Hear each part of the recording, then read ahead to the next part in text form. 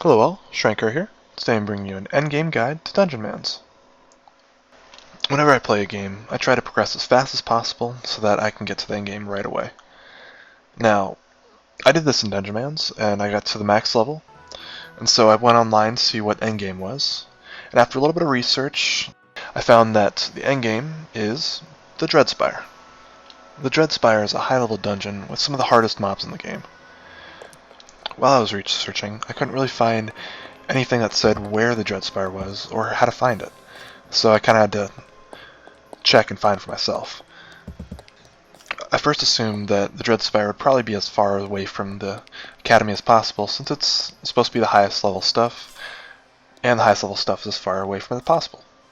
The Academy is in the northwest, so I decided I'd check in the southeast.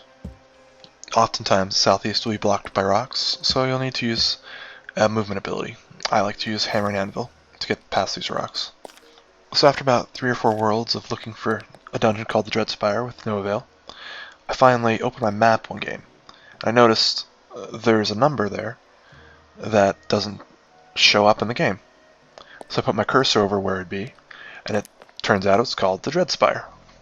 So now that we've found the Dread Spire, we'll talk a little bit about what it is and why you should do it. The Dread Spire is a handcrafted dungeon made by the developer with some of the hardest hitting mobs in the game. It has high density, except for this first level that you're seeing, and is the only place that I've been able to find legendary and or set items. Now, I've only found 4, so my data is not exactly a good representation of everything you can find, but at least you know that you can find legendary set items in here.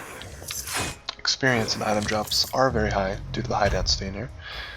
You're not quite seeing that with this first level, but as soon as you go through one of those portals, there's 4 of them by the way, you'll find a lot of mobs. Now, each one of those portals is its own separate set of levels. You can go all the way through, and most of them have a boss at the end. Once you complete all 4 of those levels, then the dungeon will be cleared. So, this is all the information I wish I had when I started this game, and I hope it helps you guys out in your Dungeonmans adventures. Drop me a comment if there's anything else you guys want to explain about Dungeonmans, and go ahead and subscribe so you guys stay up to date with all my videos. Thanks for watching.